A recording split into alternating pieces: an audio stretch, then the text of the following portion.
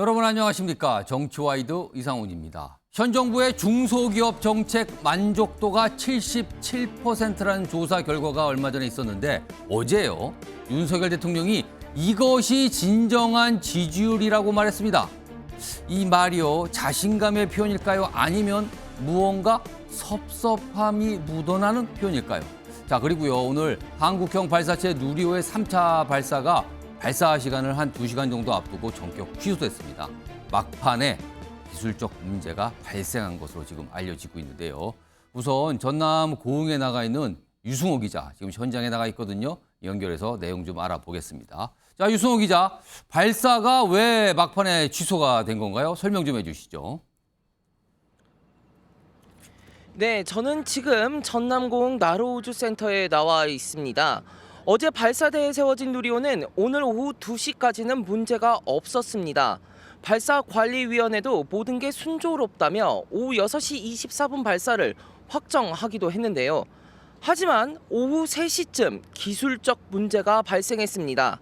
산화제 충전 과정에서 컴퓨터 통신 이상이 감지된 건데 과학기술정보통신부와 한국항공우주연구원은 문제를 확인한 뒤 발사관리위원회를 열고 상황을 검토한 끝에 오늘 예정됐던 발사를 취소했습니다. 오태석 과기정통부 1차관은 부품 자체는 문제가 없고 수동으로 운용할 수 있지만 발사 10분 전 자동관제 시스템이 작동하면 다시 같은 문제가 발생할 수 있어 취소를 결정했다고 설명했습니다. 자, 우주 발사체 아무래도 이게 최첨단 기술이다 보니까 자꾸 여러 가지 좀 연기가 되는 일이 반복되고 있는데 그런데요. 앞서서 2차 발표 때도 몇 차례 좀 연기되지 않았습니까? 예, 맞습니다. 지난해 6월 21일 이뤄진 누리호 2차 발사도 2차례 미뤄진 적이 있는데요. 애초 6월 15일로 잡혔던 발사 예정일이 강풍 때문에 하루 밀렸다가 다음 날 준비 과정에서 1단 로켓 산화제 탱크 센서가 작동 오류를 일으켰습니다. 이후 부품 교체 등 작업으로 닷새가 더 걸린 21일 2차 발사에 성공했습니다. 지금 발사체 자체는 이미 기립 상태로 그대로 유지가 돼 있다는 얘기 나오고 있고요. 그리고 내일 정도의 발사를 다시 시도할 수 있다 이런 얘기 나오는데요. 정확하게 언제쯤 가능한 걸까요? 예, 사실 아직 미지수입니다. 발사대에 누리호를 세워둔 상태로 문제 해결에 나설 예정인데요. 발사 예비 기간은 내일부터 오는 31일까지입니다. 고정환 항우연 본부장은 문제가 내일 오전까지 해결되면 내일 오후 6시 24분 발사가 가능할 수도 있다고 말했습니다. 과기정통부와 항우연은 내일 오전 발사관리위원회를 열고 발사 시기를 최종 결정할 예정입니다.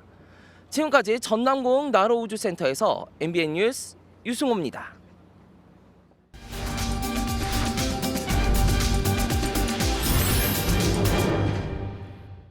자, 정치와이드 본격적으로 출발하겠습니다. 먼저 이슈 제목으로 확인해 보죠. 해외에선 피곤한 줄 모르겠다. 윤석열 대통령이 어제 이런 얘기를 기업인들 앞에서 꺼냈거든요. 근데요, 이게 무언가 섭섭한 게 있는 거 아닌가? 아니면 다른 생각이 있는 건가? 궁금증을 좀 자아내고 있습니다. 요 얘기 좀 다뤄보죠. 자, 어제 저녁에 있었던 행사거든요. 대통령실 그 앞에 큰 이제 잔디밭 뭐 공간이 있는데 거기서 있었던 행사 그 모습 좀 확인해 보겠습니다.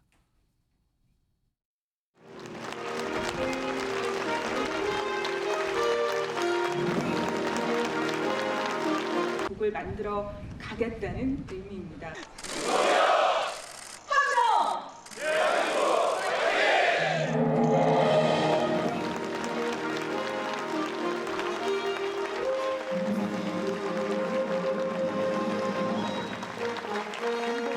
영상을 시청하시겠습니다. 수산연수군 과제인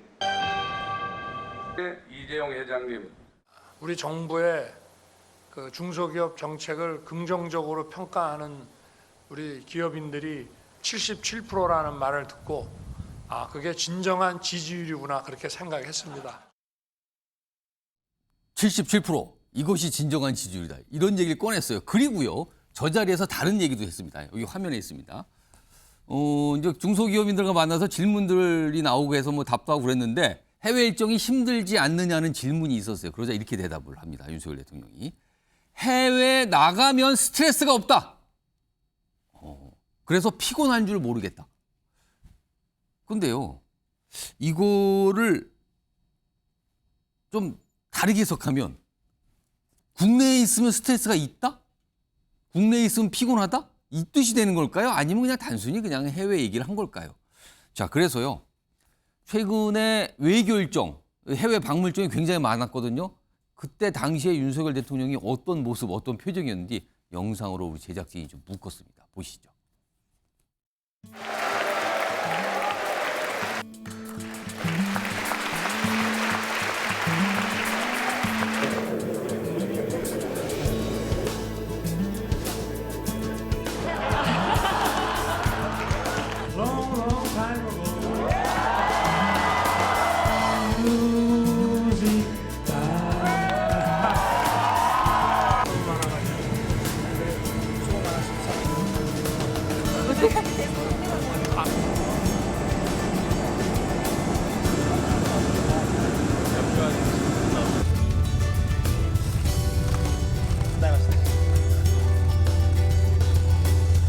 Mr. President, what would you tell Speaker McCarthy that she may make?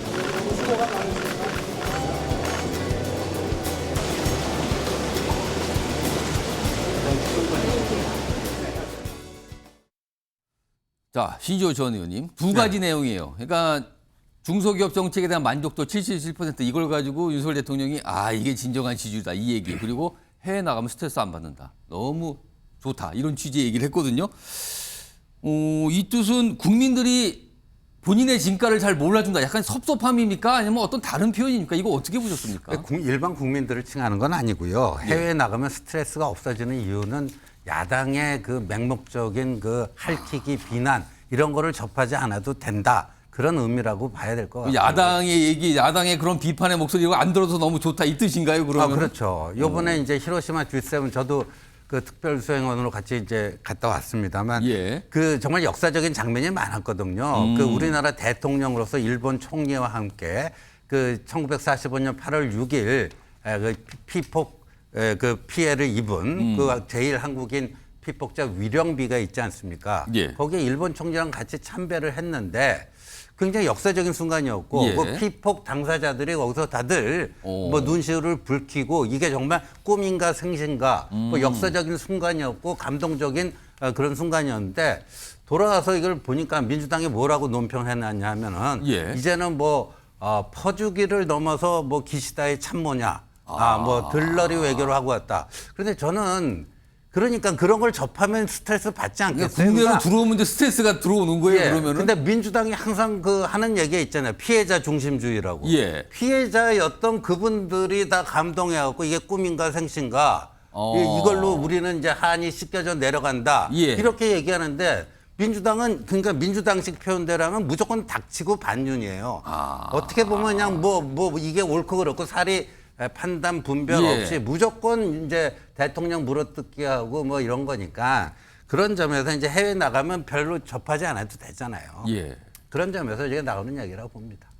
정우택 변호사께 민주당 소속이신 정우택 변호사 네. 지금 신지호 전 의원님이 야당의 그런 소리 안 들어서 스트레스 안 받기 때문이다 이런 설명을 했고 이제 야당은 무조건 무슨 비판을 한다. 약간 이런 지적해 주셨거든요. 이거 어떻게 들으셨어요? 아니 원폭 피해자들 저 위령비에 조문한 거에 대해서 뭐 문제 삼겠습니까? 당연히 그건 잘했다는 행동이죠. 저도 그렇게 생각하고요. 근데 사실은 지금 국민들의 관심이 가고 있는 게 지금 후쿠시마 원전 오염수 문제거든요. 예. 이런 문제에 대해서 사실 좀 얘기를 하든지 아니면 뭘 해야 되는데 그런 거 안 하니까 문제 삼는 거 아니겠습니까? 그거를 왜 또 야당 탓을 합니까? 본인이 정치를 잘하시면 되는 거죠. 지지율 잘 나오는 거야 정치 잘하면 올라가지 않겠습니까? 예. 야당 딸 때문에 지지율 안 오르겠습니까? 국민들이 보기에 경제도 어렵고 민생도 어려운데 그 얘기를 안 하고 있다 이렇게 보는 거죠. 그러니까 당연히 그러니까 예들들이 있습니다. 대부분의 대통령들이 임기 후반에는 이런 경우가 많습니다. 그러니까 지지율이 좀 떨어지고 국내 정치에 신경 쓰기 싫고 그럼 이제 해외 일정 많이 잡으면서 그러니까 임기 후반에 해외 그렇죠. 순방을 갔다 오면은 표정이 밝아지는 게 임기 그런 경우 후반이다. 많죠. 그러니까 지지율에 좀 신경 많이 쓰이고 국내 예. 정치에서 임기 후반기 가면 이제 그런 경우가 많이 있었거든요. 근데 이렇게 임기 초반에 이렇게 말씀을 하는 경우는 잘 예. 없어요. 그만큼 어찌 보면 지지율이 잘 안 오르고 있고 국내 문제에서는 사실 야당 탓을 하지만요. 언제까지 할 겁니까? 무슨 얘기만 나오면 야당 탓이래요. 근데 언론에서도 예. 결국은 많이 얘기하지 않습니까? 그러니까 지지율이 나타내 주는 거예요. 그거를 뭐 야당이 지지율을 뭐 끌어내린다고 해서 끌어내리겠습니까? 이제 야당 탓 그만했으면 좋겠습니다. 자, 이런 가운데요.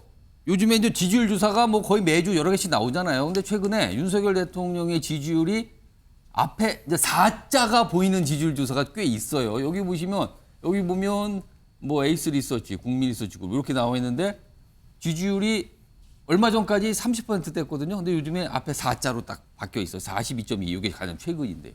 이런 지지율 비슷한 정도의 수치. 그러니까 그동안은 윤석열 대통령 지지율 얘기를 하면 30% 중반 초반에 묶여 있다. 이런 평가였었는데 최근에는 살짝 올라가는 모습, 오름세가 나타나는 모습 이런 조사 결과가 좀 나오고 있는 상황입니다. 이런 걸 보고 봤겠죠? 그러면은 이런 것 때문에 약간 자신감도 있는 걸까요? 그래서 77%에 대한 해석을 이것이 바로 진짜 지지율 아니냐 이렇게 생각한다. 이렇게까지 얘기를 좀 한 상황이 어제 있었습니다.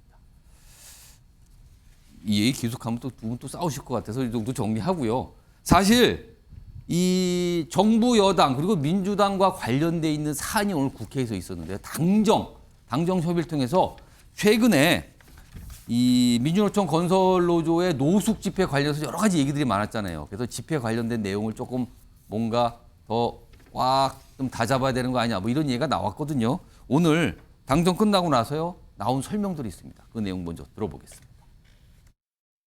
16일, 17일 1박 2일 동안 민주노총 건설노조가 서울 한복판에서 벌인 노숙 시위는 국민들에게 큰 충격을 주었습니다. 2023년 서울이라고는 도저히 상상도 할 수 없는 불법 시위였습니다. 야간 5개 집회나 시위를 제한하는 것은 필요하나 해가 뜨기 전이나 해가 진 후라는 시간대가 불명확하여 좀 더 구체적이고 적절한 범위로 제한해야 한다는 취지의 판단이었습니다. 밤 12시부터 아침 6시까지는 사람들이 좀 주무셔야죠, 국민들이. 이 집회와 시위의 자유라는 것이 다른 동료 시민들의 자유를 심각하게 침해하는 경우까지 보장돼야 하는 어떤 절대적인 권리는 아니지 않습니까? 그 부분에 대해서 저희는 다른 시민들의 권리를 침해되는 경우를 중점적으로 봐서 이 보완이 필요하다. 그걸 남용하는 부분에 대해서는 제한이 필요하다. 오늘 당정 협의가 끝난 뒤에 이제 공개가 된 내용들이에요. 뭔가 확정은 아니지만 뭐 왜냐하면 법사항도 있고요. 여러 가지 추진한 사항이 있어서 검토, 추진 이런 설명이 붙은 내용들이 있었습니다. 이거 화면에 있는데요. 크게 보면 한 3가지가 돼요. 일단 불법 전력이 있는 단체 요거 집회 시위 제한하겠다. 요거 추진하겠다. 요게 하나가 있고요. 그리고 또 하나는 출퇴근 시간에 집회 시위 여는 거 이거 너무 많은 불편 주니까 이것도 좀 제한할 필요가 있다. 일단 요 2가지 내용이 나왔고요. 그리고 또 하나 방금 한동훈 법무장관이 얘기했죠. 자정부터 6시. 그러니까 심야예요. 심야. 새벽이죠. 이 새벽 시간대에 집회 시위 제한하는 거는 이건 법으로 좀 바꿔야 되는 거 아닙니까? 개정해야 되는 거 아닙니까? 이런 내용이 좀 있었습니다. 그게 뭐 3가지죠. 하나 추가하면요. 정당한 공권력 행사에는 불이익을 받지 않도록. 그러니까 경찰 보고 조금 더 적극적인 어떤 대응을 하라. 이런 취지의 내용도 좀 오늘 담겨 있었습니다. 물론 이게 확정이 된 게 아니고요. 추진, 법 개정 추진 이런 겁니다. 아직은 이제 논의 단계에 있는 거죠. 이거는요. 아무래도 야당과 또 논의되는 사항이죠. 입법 사항이기 때문입니다. 자, 이와 관련해서요. 이재명 대표는 좀 다른 결에 반대 목소리를 좀 냈거든요. 그 내용도 확인해 보겠습니다. 집회 자유를 포함한 표현의 자유는 민주주의를 떠받치는 핵심적인 기본권입니다. 이를 제한하려는 어떤 시도도 민주주의에 대한 훼손이고 공격입니다. 민주당은 윤석열 정권의 민주주의 후퇴 시도를 결코 용납하지 않을 것입니다. 국민과 함께 주 69시간 노동 계약 시도를 막아냈고 앞으로도 막을 것입니다. 자, 그럼 이 사안에 대해서요. 박종희 전 국민의힘 의원과 김영주 전 민주당 의원 의견 좀 제가 들어보겠는데요. 일단 좀 압축하겠습니다. 여기 핵심이 3가지예요. 불법 전력 있는 단체 집회 시위 제한한다. 출퇴근 시간에 제한한다. 그리고 심야 새벽 시간에 제한한다. 이 세 가지 내용. 이거 박종희 전 의원께서는 어떻게 판단하십니까? 우선 이제 두 번째 그 심야 시위, 일몰 이후의 시위는 2009년도 헌법재판소에서 예. 그 헌법 불합치 이 판결이 나왔습니다. 그렇죠. 그래서 국회에서 그 후속 입법 조치를 해야 되는데 안 된 상태죠. 지금 민주당에서 협조를 하지 않아서 그냥 14년째 지금 그냥 놔두고 있는 거죠. 그럼 지금은 법상으로 24시간 집회 시가 가능하게 돼 있는 상태죠. 그런 건 아니고요. 아닙니까, 그거는 이제 그거는? 허가 당국에서 경찰이 이제 허용을 할 거냐 말 거냐 이런 판단이 있는데 예. 말하자면 법이 헌법에 불합치된 결정이 났는데도 불구하고 경찰에서 이제 자의적으로 이제 행사를 하는 거니까 그러니까 지난번 그 1박 2일 노숙 집회, 예. 민노총의 시위도 오후 5시 이후에는 허가를 하지 않았거든요. 그런데 이제 노숙 시위를 하면서 뭐 쓰레기 버리고 방뇨를 하고 아침에 출근길 시민들이 출근에 지장받을 정도로 예. 이렇게 아주 난잡한 이 시위였거든요. 예. 근데 이런 부분에 대해서 경찰이 아무 조치를 안 했어요. 그런데 왜 경찰이 아무 조치를 안 했냐면 그 백남기 농민의 어떤 물대포 사건이라든가 이런 시위 현장에서 적극적으로 이 시위를 제지하다가 사고가 생기면 다 경찰 책임입니다, 현재. 그러니까 이제 몸을 사리고 못하는 거. 그런 부분에 대한 것들이 이제 여기. 여기 마지막 부분. 정당한 공권력 행사에 불이익받지 않도록 하는 방안. 여기에 들어가는 거네요. 그렇습니다. 그래서 어떤 이제 형사적인 처벌뿐만 아니라 민사적인 예. 소송까지 제기를 합니다. 그 공권력의 정당한 집행에 대해서. 예. 그러면 경찰관들이 자기 몸을 던져서 시위를 진압을 하겠습니까? 이래서 이제 이런 불법 시위들이 판을 치기 때문에 이런 부분에 대한 제도적인 장치를 해야 되겠다. 그리고 민노총이 이제 걸핏하면 이 시가지 집회 시위의 범위라든가 예. 시간이라든가 인원이라든가 이런 것들이 이제 불법을 일삼고 있거든요. 이런 부분에 대해서 이 시위 및 이런 불법 행위를 했던 전력 있는 단체에는 앞으로 이제 시위 허가를 내주지 않는 이런 부분에 대한 입법까지 이 당정이 고민하고 있습니다.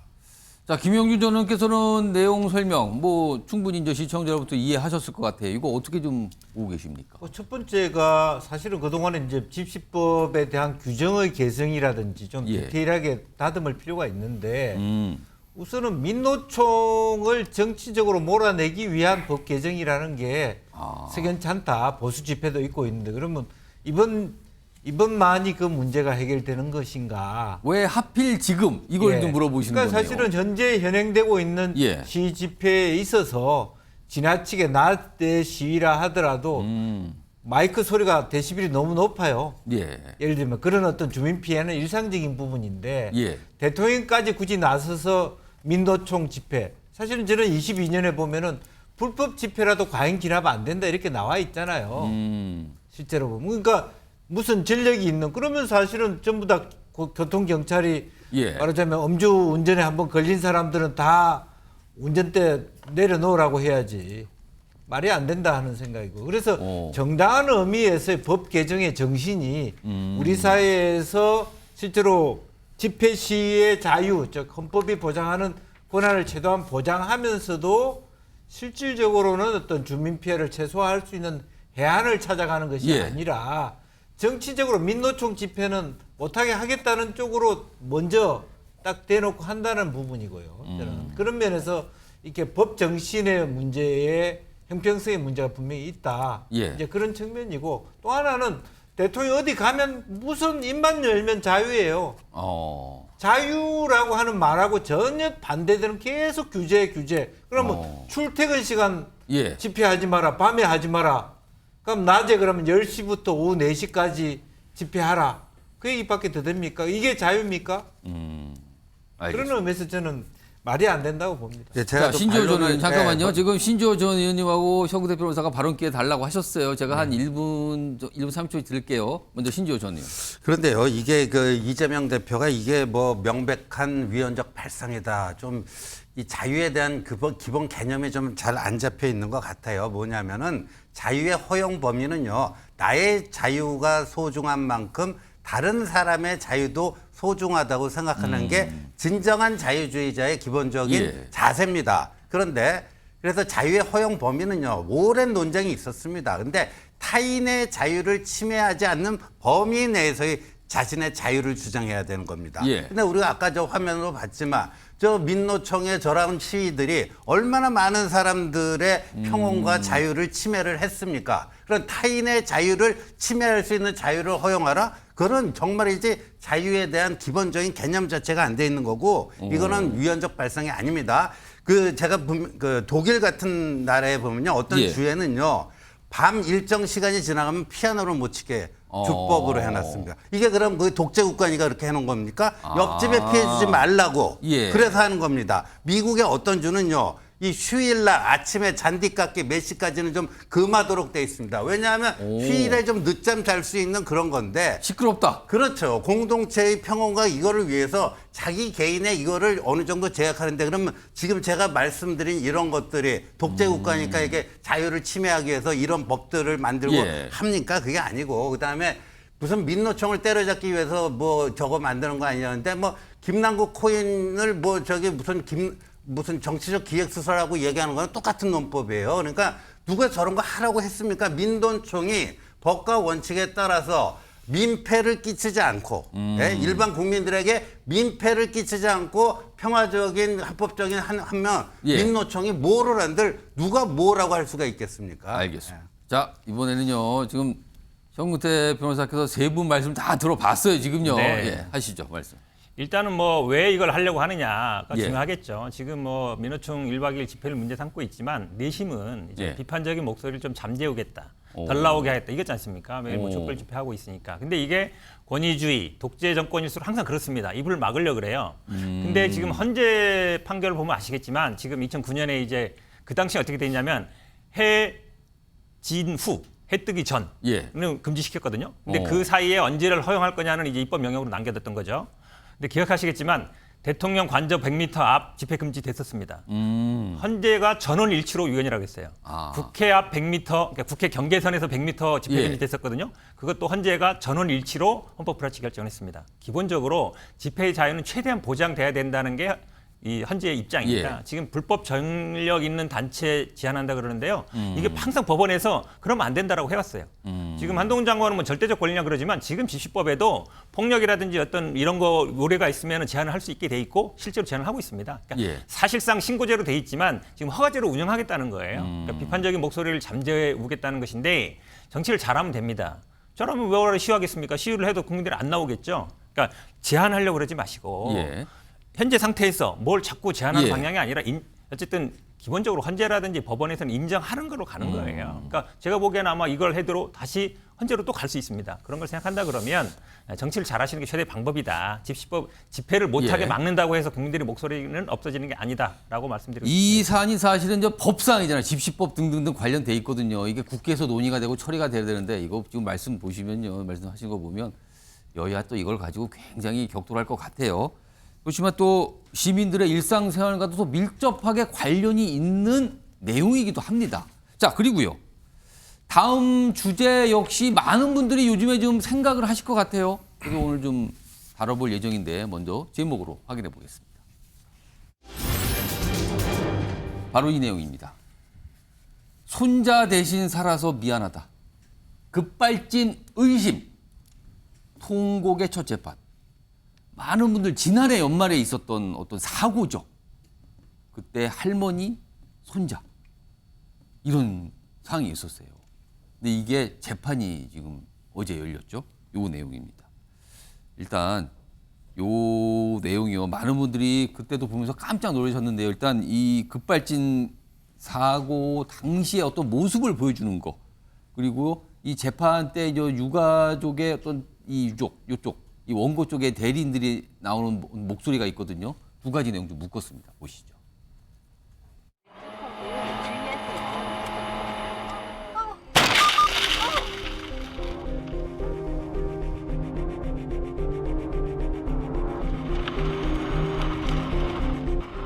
이게 안 돼! 도연아! 도연아! 도연아! 도연아!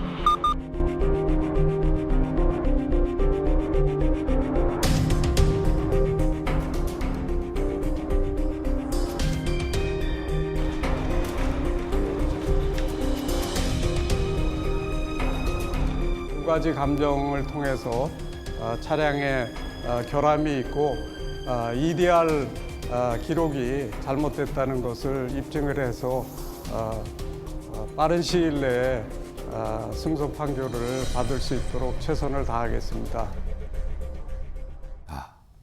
지난해 연말 강원도에서 있었던 일인데요. 당시에 할머니가 운전을 했고요. 손자가 타고 있었어요. 손자가 유명을 달리했죠. 그리고 이후에 할머니는 재판을 받게 된 거예요. 사고를 냈다라는 이유가 된 거죠, 지금. 자, 화면 좀 보겠습니다. 어제 재판에서 할머니가 이제 출석을 했잖아요. 이 사건이 일단 급발심 의심이라고 할머니와 할머니 가족들은 얘기를 하고 있는 상황이죠. 이런 것까지 따져보는 재판이 됐어요. 근데 이런 얘기를 꺼냈습니다. 손자 잃고 저만 살아남아서 미안하다. 그러니까 어떤 지금 이 할머니의 심정을 단적으로 나타내는 말, 이렇게 좀 보도도 되고 알려지고 있는 상황입니다. 요거요, 현근택 변호사. 네. 이런 재판이요, 뭐 이게 처음 있는 건 아니니까요. 이런 급발진 의심과 관련된 재판이. 통상 이게 얼마나 걸리고요. 지금까지 이게 급발진으로 인정된 사례가 있습니까? 그러니까 한마디로 얘기하면 이제 제조사의 책임을 인정한 경우가 있느냐인데 예. 우리나라에서는 아직까지는 없었고요. 없습니까? 한 건도. 기본적으로 이제 민사소송의 구조가 어떻게 돼 있냐면 원고가 입증하게 돼 있습니다. 그러면 여기서 원고는 할머니. 그렇죠. 그러니까 제조사, 그러니까 이 쌍용차로 알고 있는데, 그러니까 쌍용차 자체에 결함이 있다, 문제가 있다라는 거를 원고가 입증해야 되는데 그건 사실상 불가능하죠. 왜 그러냐면 사실 뭐 기술적인 문제지 않습니까? 전자적인 문제고 그거를 어떻게 입증하겠습니까? 그러니까 제조사 같은 경우에는 데이터라든지 자료를 다 갖고 있지만 그거를 뭐 제출하지는 않을 거 아닙니까? 그럼 아까 이 변호인이 뭔가 이게 잘못됐다는 걸 입증하겠다. 그러면 그 변호인은 뭘 갖고 입증을 하는 겁니까? 지금 아마 말씀드린 것처럼 아마 이 차량 사고 기록 장치인데 거기 보면 아마 그 당시에 뭐 얼마나 속도가 있었는지 이런 것들이 이제 나오는 거거든요. 보통 화물차에는 다 달려 있고 최근에 나온 차들에는 그게 달려 있습니다. 근데 이 사건은 다행히 지금 보시는 것처럼 여러 이제 블랙박스라든지 아니면 목소리, 특히 목소리가 녹음돼 있지 않습니까? 그리고 저런 화면도 좀 남아 있는 거거든요. 그러니까 누가 보더라도 정상적인 사고가 아닌 건 알 수 있겠죠. 저렇게 차가 달릴 수가 있을까요? 그런 생각도 드네요. 아무리 실수를, 그러니까 대부분이 보면 그 가속 페달을 밟았다. 그거 하나로 어찌 보면 이제 제조사가 빠져나가는 구조로 돼 있는데 저렇게 부딪힘에도 불구하고 정지하지 않는 거는 본능적이거든요. 사람이 차를 부딪히게 되면, 근데 앞으로 밀고 가는 거는 고의적으로 이렇게 하지 않는 한은 쉽지 않아요. 근데 여러 가지 지금 나오는 것처럼 여러 소두로 보더라도 분명히 제가 보기에는 아마 좀 가능성이 있어 보이는데, 근데 민사소송이라는 거는 또 입증, 판사 입장에서는 증거를 들이대야 되는데, 그러니까 정황만으로 될 수 있느냐. 그리고 지금 제조물 책임법에는 2017년인가 개정되면서 약간 입증 책임 전환 규정이 있습니다만 그 전제도 차가 어쨌든 정상적인 상태에서 운행하는 거라는 거에 전제돼 있어요. 그러다 보니까 지금 개정안도 나왔습니다만 입증 책임을 아예 전환하는, 하지만 그래도 아무리 법 개정된다 그래도 이 판결을 소급해서 적용할 수는 없는 거거든요.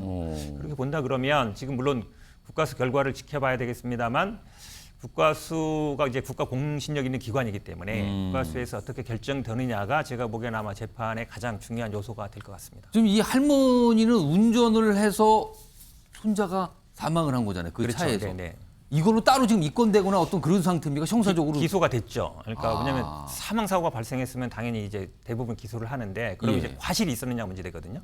잘못했느냐, 어떤 잘못을 했느냐 문제인데, 저는 이거는 지금 여러 가지 화면상으로 봤을 때도 물론 검찰 입장에서는 뭐 돌아가셨기 때문에 동승자가 뭐 기소를 한 것 같긴 하지만 법원 입장에서는 그 과실이 있다. 그러니까 어떤 책임이 있다. 운전을 뭔가 잘못했다, 미숙하겠다라는 게 입증해야 되는 부분이라서 저는 뭐 형사적으로는 무죄 가능성이 있다고 봅니다. 근데 형사 무죄 된다 해서 민사에서 승소하느냐, 그거는 또 다 약간 다른 문제입니다. 자, 여기서 나오는 이 할머니의 아들, 그러니까 숨진 그 손자의 아빠가 되죠. 목소리가 좀 있거든요. 어제 이 재판정에서요. 그 내용 좀 들어보겠습니다. 우리나라에 수많은 많은 개정해야 될 법들이 많은 걸로 알고 있지만 정말 이 급발진 또한 생명을 다루는 정말 긴급한 법안이기 때문에 국회에서 최대한 미루지 않고 최대한 신속하게 빨리 진행이 돼서 이 개정안이 개정이 되는 그 시점에 정말 도연이한테 가서 도현이는 없지만 도현이한테 가서 자랑하고 싶어요. 그러니까 남은 가족들은 또 절규예요, 지금요. 화면 좀 보겠습니다. 지금 국내 자동차 급발진 의심 사고예요, 의심. 아까 형 대표가 설명하셨죠? 이게 뭐 재판 가도 단 한 건도 인정된 게 없었다, 급발진이라고. 근데 의심 건수는 있어요. 여기 보면 한국교통안전공단 자료입니다. 2015년부터 나오는데 뭐 50건, 뭐 30건대, 그 매년 있어요, 매년. 쭉 나와요. 여기 보면 어떨 때는 좀 많기도 하고요. 지난 2020년 좀 작았고요. 그러나 매년 평균적으로 보면은 30, 40 정도. 이 정도 건수는 보통 평균 잡으면 한 40건 정도 매년 나오는 거예요, 지금요. 이걸 그냥 간단하게 그냥 이건 뭐 사고 났는데 이 정도 이렇게 넘어갈 건 아닌 것 같아요. 뭔가 근본적인 고민을 해봐야 될 것 같거든요. 박종희 전 의원님. 그러니까 지금 이 숨진 이 아이의 아빠도 얘기한 얘기가 이 급발진 의심 사고는 반복적으로 생기고 있고, 근데 급발진 자체를 어떻게 재현할 수는 없는 거잖아요, 실험에서. 근데 이걸 운전자가 증명하라는 게 지금 상황 아닙니까? 이게 이제 차가 과거에 이제 기계식으로 이제 연료를 뿜을 때 그때는 이제 급발진 사고가 없었어요. 근데 이제 ECR이라고 일렉트로닉 컨트롤 유니트, 그 차량 안에 있는 전자 제어 시스템이죠. 그게 이제 이상이 많이 오는데 어떠냐면은 그 뭐 습도라든가 먼지라든가 또 반도체가 들어가기 때문에 그거를 어떤 한 가지의 원인이 있으면 RPM이 급격히 올라가서 브레이크를 잡아도 차량이 서지 않는 이런 상황이 오는 거거든요. 그래서 이런 부분에 대해서는 운전자가 이것을 입증한다는 것은 불가능합니다.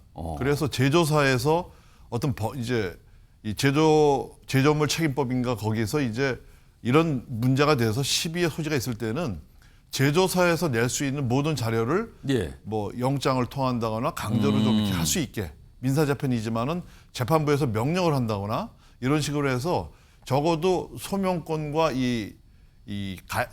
피해자 책임을 면책할 수 있는 부분에 대한 최소한의 제도적인 장치는 돼야 되겠다. 이런 생각이 들고요.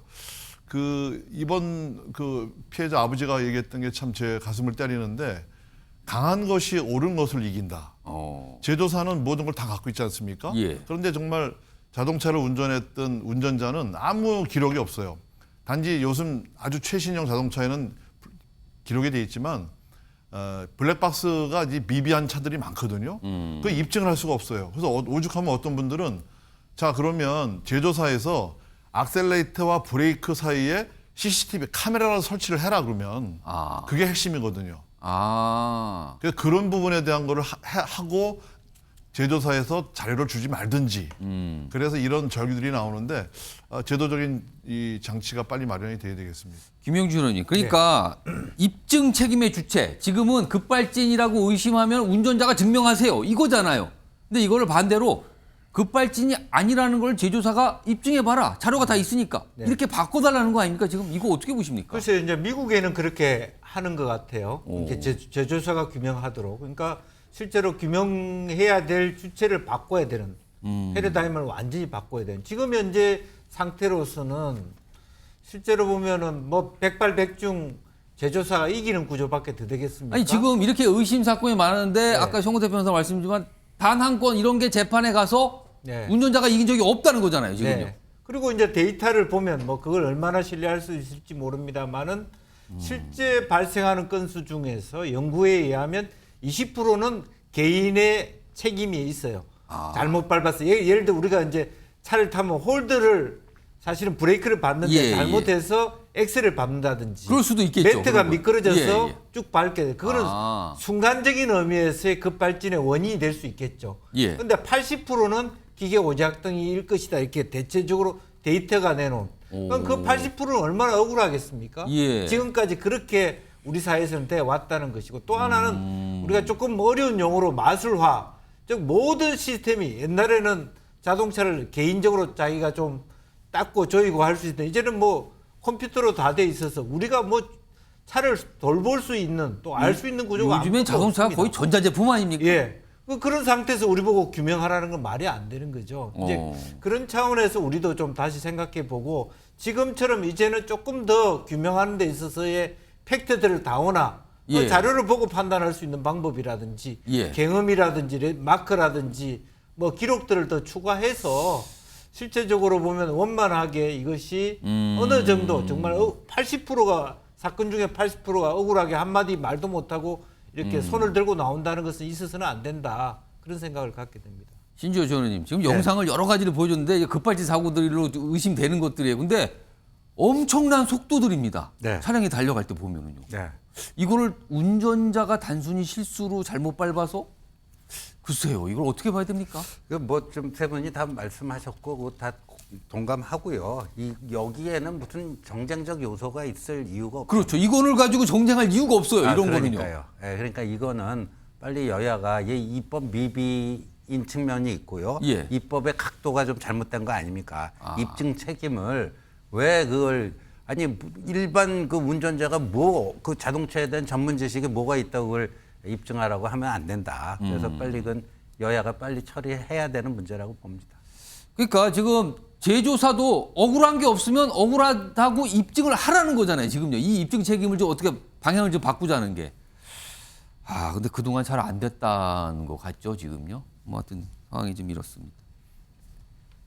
정택 변호사 하실 말씀 있으세요? 아니 뭐 저도 뭐 다 동의합니다. 동의하는데 사실은 이게 이제 민사 소송의 기본 구조 문제거든요. 기본적으로 이제 원고가 입증하라는 건데 예외적인 게 몇 개 있습니다. 예를 들어서 의료 문제라든지 의료 과실 같은 경우에도 원고 입증할 방법이 없어요. 이것도 전문 영역이죠, 굉장히. 비슷하네요, 그렇죠. 상황이 그러면. 의료 영역도 그렇고 환경 문제도 그렇습니다. 환경도 예를 들어서 기업에서 어떤 환경 문제 났을 때 기업이 자료를 다 갖고 있거든요. 점차 넓혀가고는 있는데 우리나라 이 법 체계가 이제 미국하고 좀 다르게 이제 독일법에서 오다 보니까 이런 입증 책임 전환이 굉장히 어렵습니다. 사실 입법을 했을 때 당연히 이제 제조사에서 반대하겠죠. 그다음에 어쨌든 뭐 거기서도 아마 문제를 삼을 거라서 이거는 여야의 문제가 아니라 제가 보기에 자동차 제조사와 국회와 여기에 싸움이 될 거다. 그리고 기본적인 어떤 민사소송의 기본 구조가 우리나라 그렇게 안 돼 있어서 어디까지 인정할 거냐 이 부분이 제가 보기에는 아마 쟁점이 될 것 같습니다. 정택 변호사 말씀 드리니까 굉장히 지난한 과정이 필요하다. 이 말씀 같은데요, 지금요. 근데 지금 보셨지만 할머니, 아들 뭐 눈물로 지금 얘기를 하면서 호소를 하고 있는 상황이죠. 법원이 어떻게 판단을 할지 이거 굉장히 아마 주목될 것 같습니다. 이번 이 재판 기다려보도록 하고요. 어떤 결과 나올지 한번 보겠습니다. 자, 다음 주제로 넘어갑니다. 제목부터 보시죠. 이거 문재인 전 대통령 다큐 영화 아닙니까? 근데 이번에 또 나왔네요. 여기 제목으로 지금. 문재인입니다. 이 영화 문 전 대통령 재임 중에 1억 원 지원받았다. 여기서 핵심은 재임 중에가 되겠네요. 그럼 재임 중에 지원을 받았는데 그래서 영화를 만들었다. 이거잖아요. 그럼요. 우선 여러 가지 얘기거리 참 많이 나온 다큐 영화죠. 그럼요. 이 다큐 영화 예고편 영상을 좀 준비했는데요. 확인해 보겠습니다. 이제야 무사히 다 끝냈구나. 그런 안도감이 듭니다. 이제 자유롭게 잘 살아보겠습니다. 농사 일을 하면 좀 치유되는 것 같은. 네, 우리 문재인이 달라졌어요. 대표님은 정치하면서 정말 힘들 때는 어떻게 푸십니까? 뭐 참습니다 그러시더라고요. 잘 견딜 줄 아시지만 잘 굽히지 않는. 그러니까 저 영화는 문 전 대통령을 굉장히 뭐라 할까요?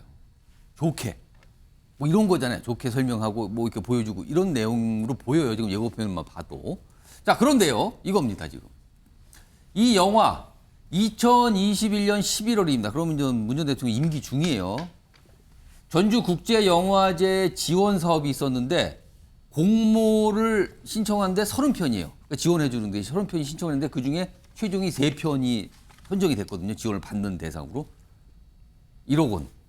근데 여기에 선정됐다는 겁니다. 여기서 임기 중에 그럼 당시에 현직 대통령과 관련된 다큐 영화를 찍겠다고 신청을 한 거잖아요. 근데 뽑힌 거예요. 요겁니다. 다음 보겠습니다. 그러면 어떻게 선정되는가? 어떤 이유가 있을까? 여기 보면 이 제작 기획서에 이렇게 돼 있어요. 기획 의도. 고 노무현 전 대통령과 더불어 자연인으로 돌아가는 문재인 대통령의 헌화가 될 것이다. 헌정한다는 건가요, 그럼? 이게 기획 의도로 밝혔어요. 헌화를 한다. 다음 보겠습니다. 그리고요, 이걸 신청한 영화 감독의 특장점 중에 이게 있어요. 여기 보면 뭐 많아요. 위에 보면 뭐 옛날 시절에 문재인 전 대통령이 관람하고 트위터에 글을 남겼다. 이게 인연이 있다. 그리고 뭐 노무현인과 촬영 당시 긴 인터뷰를 했다. 행사 참석한 대통령인과 인사한 인연이 있다. 이게 선정에 정말 영향을 미쳤을까요? 이 인연이 있다가? 다음은요. 여당에서 반발을 하죠. 이게 뭡니까? 라고 보겠습니다. 여기 보면 위아래 두 개 있죠? 김민수 대변인. 전주국제영화제 조직이 대놓고 문헌정 영화 제작. 박대출 정책위 의장. 문 전 대통령 국민 돈으로 만든 영화 내 돈 내고 보겠다. 얼마 전에 문 전 대통령이 극장 간 거, 보러 간 거 이걸 또 이렇게 비판의 내용을 담았네요. 여기다가. 이걸 좀 얘기해 보자. 신지호 전 의원님. 네. 30편 시청했는데 그중 3편만 선정됐는데 그중에 들어갔다는 거예요. 그리고 감독의 특장점 중에 하나가 인연이 있다는 거예요. 문 전 대통령과. 이거 어떻게 보십니까? 이거? 요즘 그 뭐 기업체가 됐던요. 그 사람들 뽑을 때, 뭐 면접할 때 블라인드 면접한다 그런 것도 있고. 블라인드입니다. 예, 뭐 출신 대학을 아예 못 쓰게 하는 기업도 있고요. 예, 가리죠. 누군지 잘 모르게. 예, 그리고 뭐 자기 아버지가 뭐 예를 들어서 사회적 유명인 고관대작이다. 부모 이런 거 아예 못 쓰게 하고 뭐 이런 거 아닙니까? 그게 이제 공정한 선발을 위한 여러 가지 이제 고심 끝에 나온 그런 건데 이건 뭐 내놓고 내가 문재인 대통령과 어떤 관계다. 그러니까 퇴임 전에 청와대에서 생활하는 것도 찍어야 되는데 민간인이 출입할 경우에는 보안 문제도 발생하지만 이렇게 이미 오래전부터 신뢰관계가 있었기 때문에 난 그런 것 쉽게 다 해결할 수 있다. 여기 특장점 내용. 그러니까 문재인 대통령과의 특수관계를 노골적으로 어필하는 거 아닙니까? 노골적으로 어필하는 거 아닙니까? 그럼 이게 영향을 그리고 미쳤을까? 보니까요. 이게 보면 이렇게 그 뭐 예를 들어서 뭐 평가 항목이 있어야 되지 않습니까?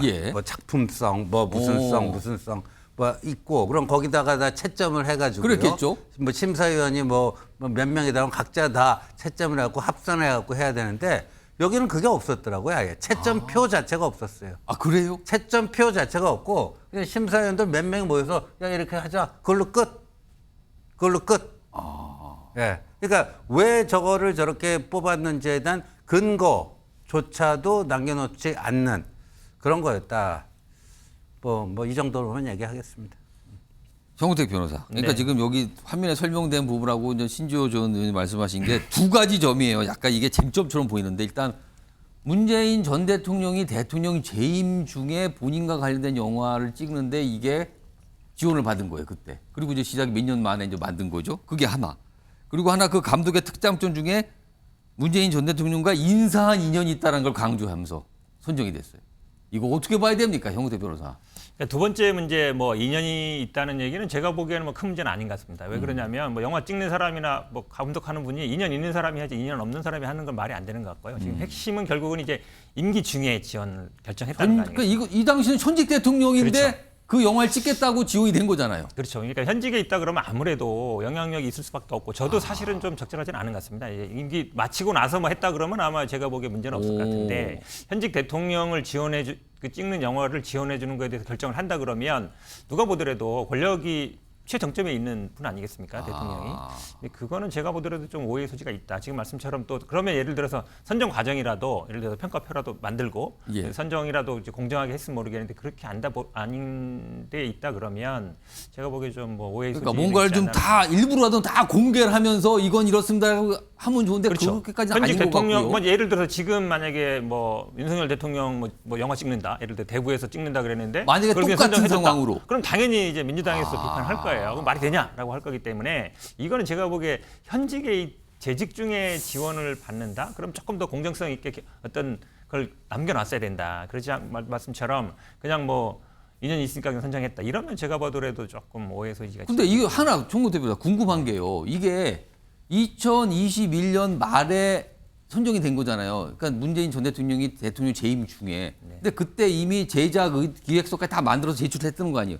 그럼 그 당시에 문재인 전 대통령은 내 영화를 찍는구나를 알고 있었던 겁니까? 그럼 그때? 현직 때? 아니, 영화 찍는 건 알겠죠. 왜냐하면 뭐 그 당시를 찍어야 되는 거니까. 근데 이제 이게 지원을 받아서 어떻게 하느냐. 이제 그거는 좀 다른 문제인 것 같습니다. 왜냐하면 보통 이게 펀드도 받고 뭐 공모도 받고 하기 때문에 영화에 물론 뭐 주인공입니다만 이게 돈을 다 어떻게 마련해서 제작하느냐까지 과연 관여했을까. 그 부분은 제가 보기에는 뭐 아닐 수도 있다고 봅니다.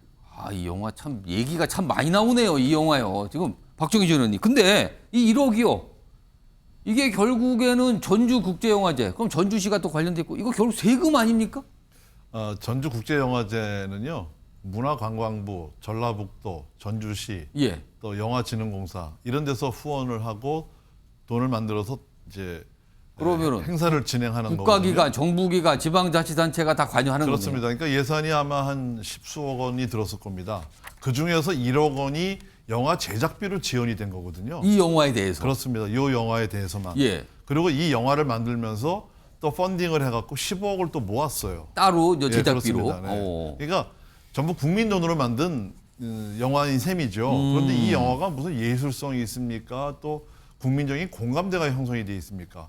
이 우리나라에 영화제가 많이 있거든요. 뭐 부산 국제영화제를 비롯해서 제천 국제음악 영화제, 또 부천의 국제 판타스틱 영화제 이런 여러 가지 영화제들이 있는데 다른 영화제에서 그 전에 이제 부산 국제영화제에서 그 세월호 사건을 다뤘던 다이빙 벨이라는 영화가 있었는데 그게 좀 말썽이 있었죠.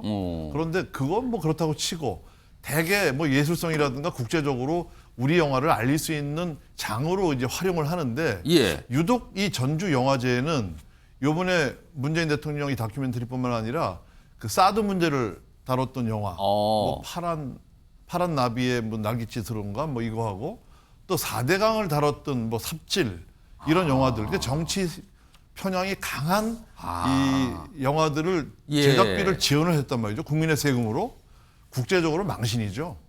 차라리 이런 영화제는 이런 한두 개 문제 있는 것으로 해서 다른 긍정적인 면이 있더라도 굉장히 국민적인 이런 공부를 할 수 있는 이런 소지를 제공했다. 이렇게 보여집니다. 방금 전에 봤던 그 제작진의 의도 그 내용도 다시 한번 불러오죠. 김용주 전 의원님 이걸 좀 봐주세요. 문재인 대통령의 헌화가 될 것이다. 이게 기획 의도입니다. 이건 어떻게 봐야 됩니까? 헌화다. 글쎄 그냥 표현이 좀 과한 것 같고요. 이게 뭐 왕조 시대도 아니고 또 과거에 그야말로 무슨 수령님, 대통령님 이렇게 떠받드는 그런 부분도 아닌데 기획 의도 자체에서 저렇게 얘기한 것은 좀 표현이 잘못됐다고 봅니다. 오히려 전략적으로 이와 같은 영화들이 전주국제영화제를 다른 영화제와 차별화시킬 수 있다든지 혹은 좀 더 다큐멘터리라는 장르를 우리 영화제는 좀 더 강화한다. 물론 그 속에서 정치적인 어떤 쟁론이 있겠죠. 그러게요. 정치적 편향, 뭐 노이즈 마케팅을 할 수 있습니다만 어쨌든 우리 영화제는 조금 그런 다큐멘터리라든지 그런 부분에 더 집중하겠다는 아무래도 다큐 영화니까 뭐 기록성을 좀 강조한다든가. 그걸 왜 시민의 세금으로 바치는 영화 이렇게 표현을 저렇게 했을지 모르겠습니다. 그것은 뭐 거의 뭐 북조선을 연상시하는 그런 부분은 좀 기획 의도의 표현 자체도 매우 적절하지 못하다. 뽑혔어요. 선정됐어요, 이게. 그래서 차라리 오히려 그런 것보다는 우리 영화제는 다른 영화제와 달리 굉장히 정치적이고 좀 쟁론이 될 만한 인간에 대한 탐구를 하겠다. 그래서 우리 영화제를 다른 영화제와 차별화한다 그러면 오히려 이해는 될 수 있습니다. 그런데 헌화 이런 표현은 매우 우리 시대의 보편적 정서라고는 좀 안 맞지 않나 그렇게 생각이 듭니다. 김용주 의원님, 만약에 아까 청구 대표로다가 잠깐 말씀하셨어요. 예를 들어서 이제 입장이 거꾸로 됐어요. 지금 윤석열 대통령이 현직 대통령인데 한 5년 뒤에 개봉할 목적으로 지금부터 찍겠다. 누가? 그러니까 감독이 뭐 이런 으로 뭐 헌화 뭐 이러면서 뭐 지원을 받겠다라고 했어요. 그러면 야당에서 가만히 있겠습니까? 그래서 그걸 이제 다음에 전주국제영화제에서 윤석열 대통령 편을 기획해서 지원해 준다면 우리 똑같은 영화제에서 오히려 우리는 그런 특성이 있다. 그럼 또 논란은 또 뭐 토론은 달라질 수 있다고 봅니다. 그래서 그럼에도 불구하고 헌화의 문제가 아니라 우리 현재 한국 사회의 역동성과 또 민주주의라고 하는 정통성이라고 하는 관점에서 싫든 좋든 말은 인간에 대한 평론을 하겠다라고 하면 그렇게 표현했으면 좀 낫지 않았겠나 그렇게 생각이 듭니다. 박종희 전원님 혹시요 또 이런 거 갖고 이제 언론에서 이런 지적을 좀 하고 있잖아요 지금요. 이제 방송에서도 막 다뤄지고 있는데 예술의 자유를 침해한다 또 이렇게 주장할 수 있는 거 아닌가요 또? 글쎄 이거는 예술의 자유를 침해하는 게 아니라 이제 전주 국제영화제 시민의 세금으로 만든 영화에 지원을 줬다는 거에 포커스를 맞춘다면 어떻게 형법상으로 직권남용죄 소지도 있는 거거든요. 뭐 표현의 자유라든가 뭐 무한대에 열려 있지만 유독 전주 영화제에서만 보면 어느 진영에 유리할지가 뻔히 보이는 그래서 이게 전주 국제영화제가 아니라 전주 좌파 영화제라고 할 정도로 아주 편향된 시각의 영화제들이 지원을 많이 받고 상영도 많이 됐고 근데 이걸 제작하는 의도가 뭐냐면 이렇게 진영 논리의 시비가 이제 일게 되면 이게 일반 극장에서 개봉을 하거든요. 관중들이 늘어요. 그러니까 노이즈 마케팅을 하고 있는 거예요. 그런데 왜 노이즈 마케팅을 이 신성한 문화예술 표현의 자유를 이 선양시켜야 되는 이 국제영화제에서 꼭 해야 되느냐. 펀딩해서 제작해서 자기네끼리 뭐 개봉을 하든 말든 보든 말든 이거 상관을 안 하는데 왜 국민의 세금을 지원받는 이 전주국제영화제에 이 영화를 지원 대상으로 삼았느냐. 여기에 포커스를 맞춰야지 이거는 예술의 자유하고는 별개의 문제라고 봅니다. 알겠습니다. 참 얘기거리 다시 말씀드리면 얘기거리를 참 많이 남기는 영화입니다 지금요. 오늘도 뭐 이런 내용이 좀 있었습니다. 자 다음은요 민주당 관련된 건데요. 검찰이 구속영장을 청구했습니다. 그 내용이 있습니다. 제목으로 보시죠. 자 민주당의 두 국회의원이죠. 윤관석, 이성만 구속영장 청구, 체포안 표결 전망은 지금 탈당이죠? 탈당된 상태죠, 지금요. 체포한 표결 전망. 영장이 청구됐으니까. 그럼 이제 국회로 옵니다. 뭐 체포 동의안 요청서가. 이걸 어떻게 하냐는 거죠. 내용 좀 보겠습니다. 영장 청구 이후에요. 뭐 이런 내용이 좀 공개됐는데 우선 윤관석 의원 영장에는요. 뭐 금품 제공 지시 등등등. 그리고 2회에 걸쳐서 6천만 원. 뭐 이런 정도 금액이 나와요. 그러니까 돈 봉투 300만 원씩 돈 봉투 20개 제공 등등. 그다음에요. 이성만 의원 역시 좀 비슷한 내용인데요. 액수가 이제 현금 1,000만 원 그리고 오더 명목으로 300만 원 수수 뭐 이런 게 들어가 있습니다. 이런 내용입니다. 돈 봉투 의혹 사건입니다. 그 내용에 관련됐던 의심을 받고 있는 의원들이죠. 일단 이거요. 구속영장이 청구가 됐습니다. 그러면은 뭐 이제 법원 거치고 해서 이제 체포 동의안이 국회로 오잖아요. 아마 25일이 국회 본회의가 잡혔으니까 아마도 그때 보고가 될 것 같아요. 그리고 그 이후에 처리가 날짜를 잡겠죠. 정대 변호사. 네. 이번에 민주당 국회 체포동의안 국회로 오면 이거 어떻게 할까? 이거 어떻게 할 것 같습니까? 이번에 민주당. 고민이 많이 될 것 같습니다. 근데 사실은 뭐 어떻게 당론으로 뭐 정할 것 같지는 않아요. 그동안에도 보면은 뭐 당론으로 뭐 가결이다 부결이다 정하진 않고 대부분 보면은 이제 개인적인 로 판단하기 마련인데 지난번에 뭐 노웅래 의원 같은 경우도 사실은 뭐 그때도 뭐 집에서 뭐 매덕 발견됐어. 큰 사건이야. 막 이랬는데 결국은 본인이 직접 뭐 의원들한테 호소하는 방식으로 하지 않았습니까? 근데 부결됐죠, 그때는. 그렇죠. 그래서 제가 보기에는 아마 각자 판단에 맡길 가능성이 높다. 이렇게 보고 있습니다.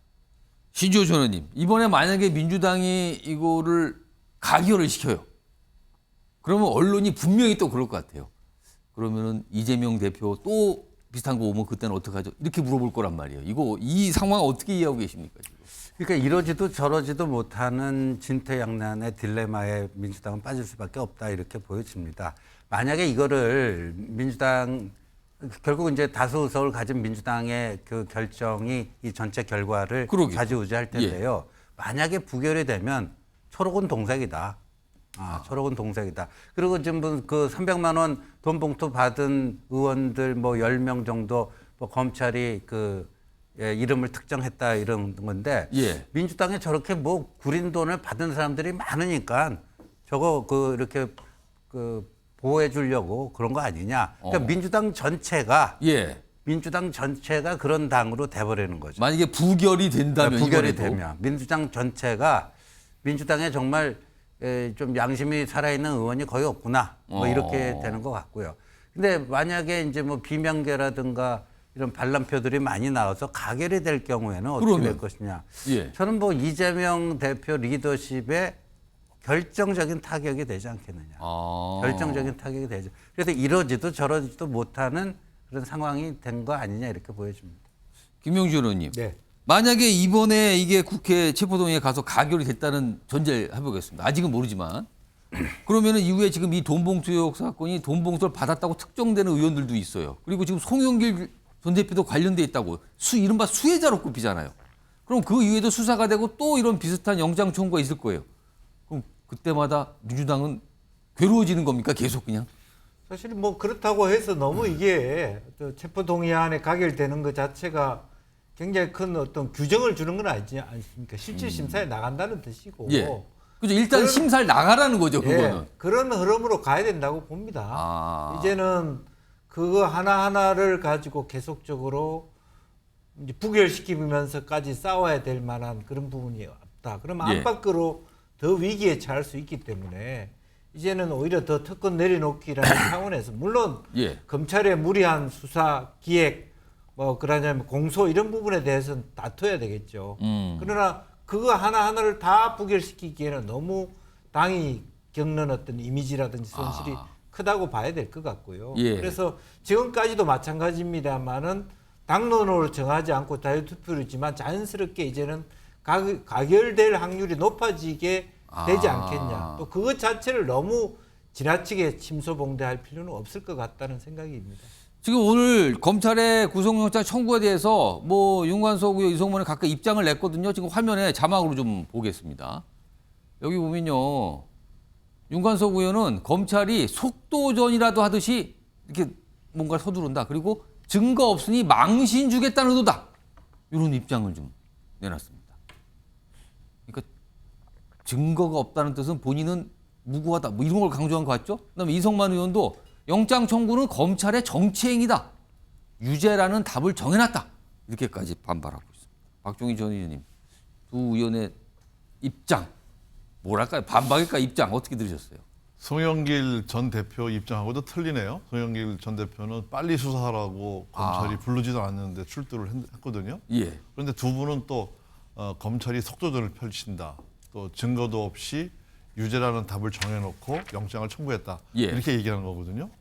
그러니까 말이 안 맞는 거죠. 그 송영길 전 대표는 빨리 이 마무리 지라는 얘기고 두 분은 증거가 없다고 계속 버티는 형국이고. 근데 이제 종종 이 의원들을 상대한 그 체포 동의안 투표를 보면 전체적인 사건도 있지만 의원들의 개개인에 대한 성향도 이 투표에 반영이 됩니다.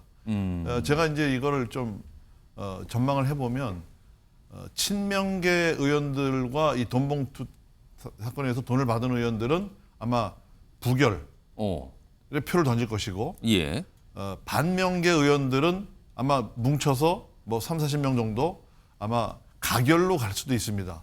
그 과정에서 윤관석 의원이나 이성만 의원이 그동안에 어떤 정치적인 뭐 부분이라든가 인간적인 부분에서 어느 정도로 인기가 있느냐에 따라서 또 이게 좌우될 것 같아요. 그래서 제가 이 예측을 해보면 굉장히 근소한 표로 구속이 되거나 체포동의안이 통과가 되거나 아니면 부결될 가능성이 많다. 둘 중에 모르지만 아주 간반의 차이가 날 것이다. 뭐 두 분 다 탈당을 했기 때문에 뭐 당론 투표는 절대로 없을 것이고 의원 개개인에 이제 맡길 텐데 굉장히 민주당의 앞길에 진로의 그 커다란 시금석이 될 거다. 저는 그렇게 예상이 됩니다. 오늘 이 사안과 관련해서요. 갑자기 긴급하게 국회에서 기자회견을 하신 분이 있어요. 민주당 소속이신데 내용 좀 들어보겠습니다.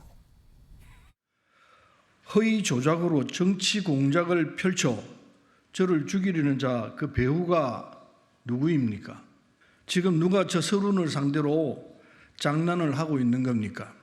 뇌물수수에 연루돼 있다고 주장하는 것은 더러운 정치 조작입니다. 저는 지금부터 이정근과 관련된 모든 내용에 제 이름이 오르내린다면은 저 서론에 대한 허위사실 유포, 거짓 선동, 명예훼손 등 모든 법적 조치를 취할 것입니다. 돈봉투 이 사건 관련해서 본인 이름 오른내리면 이거 절대 아니다. 가만 안 있겠다. 뭐 이걸 좀 하는 회견이었군요. 자, 이거 정우택 변호사께 이 질문 드릴게요. 네. 이런 가운데 송영길 전 대표요. 공수처에 고발을 했는데 일단 성명불상의 수사검사 여기에 더해서 이정근 전 사무부총장의 변호인도 성명불상의 변호인이라면서 공수처에 고발을 했다 그래요. 이유는 공무상 비밀 누설 혐의. 그러니까 그 녹취록이 보도된 거 그걸 문제 삼은 것 같은데요. 근데 검사하고 변호를 다 이렇게 동시에 고발합니까?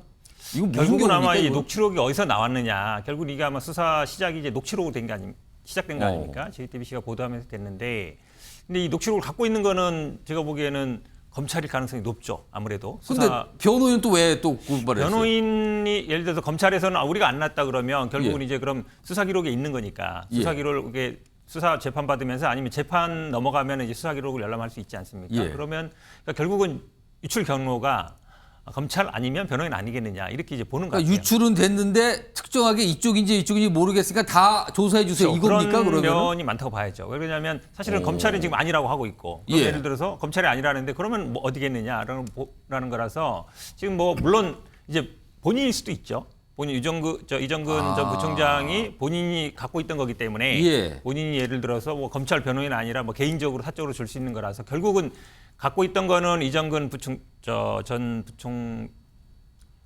부총장 사무부총장이고 그다음에 압수해 간 거는 검찰이고 예. 그다음에 재판 중인 거기 때문에 아마 누구를 특정하게 정확히 못하니까 그렇게 한 것 같습니다. 근데 공수처에 한 거는 검사를 검사기 대상으로 때문에 그렇죠. 그럼 변호인도 공수처에서 그냥 조사를 같이 하는 겁니까? 원래 변호인은 이제 공수처의 권한은 아닙니다. 예. 고위 공무원만 하게 돼 있는데, 근데 이제 결국은 또 공범이기 때문에 같이 예. 수사해야지. 그러면 거기는 뭐 검찰에다 하고 여기는 공수처에 할 수는 없는 거 아니겠습니까? 이제 그런 문제가 있는 것 같습니다. 근데 이게요.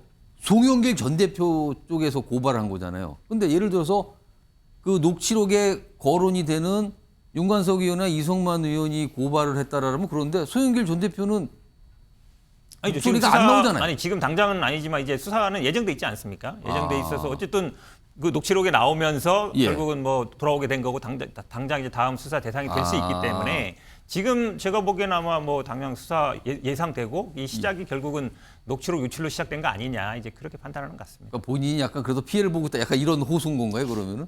아니 결국 그러니까 이 녹취록이 어떻게 나왔는지 사실은 뭐 지금 저 코인 사건도 비슷하고 코인 사건도 처음에 이제 언론 보도로 나오지 않았습니까? 예. 근데 그때 제가 보더라도 저거는 검찰에서 나왔을 가능성이 높다라고 봐요. 왜냐하면 영장 2번 기각됐거든요. 그 전에. 예. 근데 이제 언론 나와서 막 이제 코인 시끄러워지니까 그 다음에 다시 영장 청구해서 받아줬잖아요. 어찌 보면 약간 이제 여론 재판 형식으로 가는 것 같습니다. 결국은 이 녹취록도 검찰이 이제 그렇게 시작한 거 아니냐. 이 재판을 사실은 뭐 압수수색이라든지 구속영장 청구할 때 예. 그냥 재판 수사로 하면 되는데 예. 언론에 나오고 그다음에 여론이 안 좋아지고 그걸 핑계로 또 수사하고 또 영장도 청구하고 그런 패턴이 저는 반복되고 있다 이렇게 보고 있습니다. 근데 이건 뭐 사실관계 문제라서 예. 제가 반론을 안 할 수가 없는데 이정근 전 사무부총장이 작년 구속된 게 작년 8, 9월 정도 되죠. 예. 그때 즈음에서 그 변호인이 민주당 쪽 대고 한 얘기가 있습니다. 이정근 구속되도록 도와주지 않고 놔두면 민주당의 피바람이 불 것이다. 그때 약간 경고 같은 느낌의 그런 얘기를 했죠. 했었고요. 그다음에 송영길 전 대표가 작년 말에 뭐 파리에 공부하겠다고 출국하기 전에 JTBC 측 주장에 의하면 그 출국 전에 이 돈봉투 관련해서 문의를 했는데 답을 않고 갔다. 그때 벌써 취재가 들어갔다.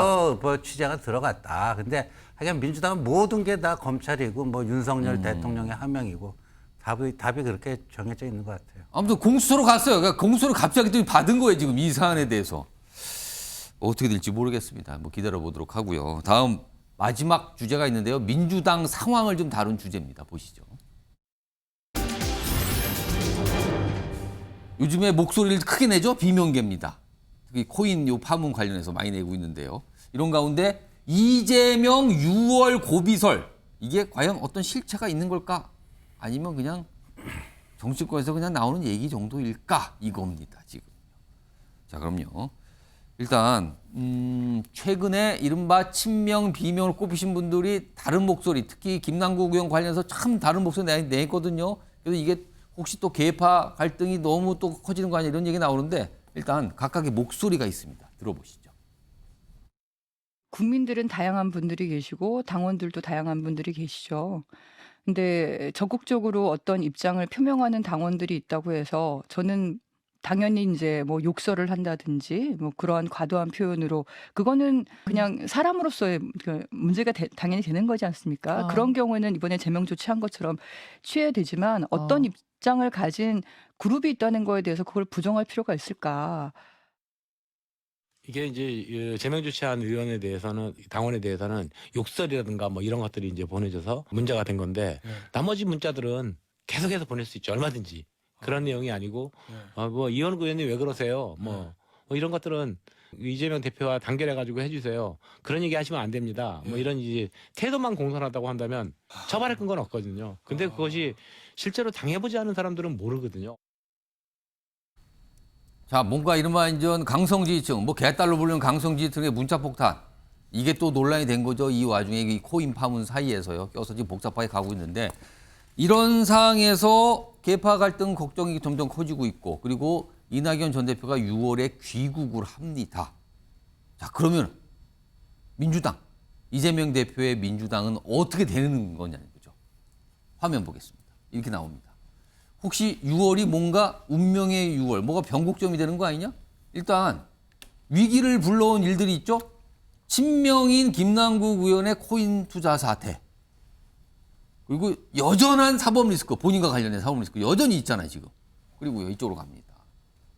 이런 가운데 비명계가 지금 굉장히 비판을 하고 있어요. 그리고 또 이른바 강성 팬덤 또는 이른바 강성 지지층과고 굉장히 충돌하는 상황도 벌어지고 있는 거죠. 그리고 또 이른바 친명계 의원들은 이거에 대해서 또 같이 비명계 의원을 또 비판하고 있고요. 이런 가운데 이낙연 전 대표가 6월 귀국을 하는 겁니다. 자, 김명주 전 의원님. 이재명 대표 6월 고비설 뭐 이런 게 약간 정치권에 돌고 있는데 이거 어떻게 좀 뭐가 좀 근거가 있을까요? 아니면 뭔가 좀 너무 빠른 걸까요? 이거 어떻게 판단하십니까? 저는 뭐 좀 빠르다고 생각이 들고요. 다만 이제 그동안의 돈봉투 사건 문제라든지 코인 문제에 대하여 이재명 대표가 보여준 리더십 결정이 상당히 많은 사람에게 무슨 친명 비명을 떠나서 조금 고개를 갸우뚱하는 심지어는 뭐 조홍천 의원은 행정가에서 그런가 뭐 이런 얘기까지 했을 정도의 우리의 리더로서의 명확한 그러니까 철퇴를 갈 건 가하고 빨리 수사를 할 건 하고 하는 그런 것이 아니라 갈짓자 행보를 하고 있다는 것. 그 자체가 사실은 이게 다 본인의 사법 리스크하고 연관되어 있지 않느냐. 이제 그런 부분에 있어서 고민이 깊어지고 있다는 거고요. 또 그렇다고 해서 우리 당이 어느 날 갑자기 6월 달에 당신 나가시오 이럴 수 있는 것은 아니지 않습니까? 절차가 있는 것이고. 또 하나는 이낙연 전 총리, 전 후보가 들어오신다고 해서 실제로 그것이 이재명 대표가 크게 영향을 끼칠까? 저는 그렇게까지는 보지 않습니다. 왜냐하면 솔직히 얘기해서 이낙연 대표가 우리 당은 거의 호남 기반의 정당이라고 거부할 수 없는데 정말 호남에서 지지를 받았다면 사실은 지난번 대선 후보는 이낙연 후보였어야 된다고 저는 봐요. 그 정도의 당내에서의 깊은 신뢰를 갖고 있지 못한 부분도 남아 있습니다. 그럼 대선 경선 때 이미 평가를 받았다. 그렇습니다. 그래서 돌아오는 것이 새로 한번 붙어보겠다는 것은 의미가 있지만 돌아온 그 자체가 이재명 대표에게 상당히 위기의식을 가져줄 정도의 임팩트는 아니다라는 부분이고 다만 재판하고 있기 때문에 새로 다시 한번 뭐 검찰이 체포동의안을 국회에 들이민다든지 또 스모킹건이 생긴다든지 그렇게 되면 현재 개딸들 문제와 더불어서 당에서 친명 비명이 좀 더 갈등이 노골화되는 그런 현상은 있을 수 있겠다. 그러나 당장 6월 위기 그렇게 얘기하기는 힘들지 않겠나 보여집니다. 박정희 전 의원께서는 뭐 정치권 오래 보고 계신데 몸도 담고 계시고 하는데 이낙연 전 대표가 귀국하는 6월 이후에 민주당의 모습 어떻게 펼쳐질 것 같습니까? 이낙연 전 대표가 오면서 이제 그 과거에 대선 경선할 때 그쪽에 있었던 분들 지금 뭐 박광환 원내대표도 이낙연 전 기회였고 그렇습니다. 이낙연 개입니다. 뭐 예. 대표적인 인물이었죠. 그렇죠. 그런 분들이 자연스럽게 이제 소통을 하겠죠. 앞으로 예. 민주당의 미래가 어떻게 될 것이냐. 그런 거에 대한 이제 이 원심력이 생기면서 저는 이제 이 돈봉투 사건의 수사가 진행이 되면서 아마 예. 의원들이 이제 하나씩 소환이 될 거예요. 아, 이른바 그 봉투를 받은 걸로 특정이 되는 의원이 네. 있다면 조사를 받게 된다. 그런 분들하고 예. 이런 분들의 이제 또 이재명 대표의 그 사법 리스크와 관련된 법정 출두 횟수가 이제 많아질 겁니다. 이러면서 결국은 여야 영수회담을 못 하고 있는 예. 이런 답답한 현실. 뭐 윤석열 대통령의 책임으로 이제 돌리고 있습니다만 민주당 의원들의 피로도도 굉장히 높아지는 거거든요. 예. 이런 부분들이. 그러고 이제 신당 움직임, 내년 제3신당 움직임 이런 것과 맞물리면서 아마 민주당 내 굉장히 그 탄탄한 결속력에 굉장히 균열이 이제 시작이 예. 되면서 그것이 이제 6월이냐 7월이냐 시점만 남았지. 저는 그거 굉장한 활화산 터지듯이 예. 분출되고 갈라지고 하는 그 새로운 위기가 올 것이다. 예. 또 이것이 내년 총선에서 민주당이 살 수 있는 또 아주 절박한 몸부림의 표현일 거다. 예. 이렇게 예측이 됩니다. 신지호 전 의원님, 네. 이 정치권 딱 멀리 보시면서 맥을 짚는 일가견이 있으시다고 좀 통하는 신지호 전 의원님께 질문 좀 드릴게요. 6월 얘기인데 6월이 아니고요. 연말로 가정을 해서 연말. 올해 연말쯤 되면 민주당이 지금과 같은 모습이겠습니까? 아니면 무슨 다른 큰 변화가 있겠습니까? 저는 연말 전에는요. 암만 늦어도 이재명 대표의 김문기 모른다 공직선거법 1심 결과가 나올 거라고 보는데 이제 선거법이 상급심에서 바뀌는 경우도 있습니다만 예. 이 경우는 그렇게 가능성이 높아 보이지는 않고요. 또 대법원의 구성도 좀 많이 바뀝니다. 시간이 예. 갈수록. 그래서 아마 그게 이제 결정적인 하나의 지각 변동의 기폭제가 될 수 있지 않겠느냐. 그때 공직선거법 관련된 재판이잖아요. 그게 한 가지 있고요. 그다음에 이재명 대표에 대한 두 번째 구속영장.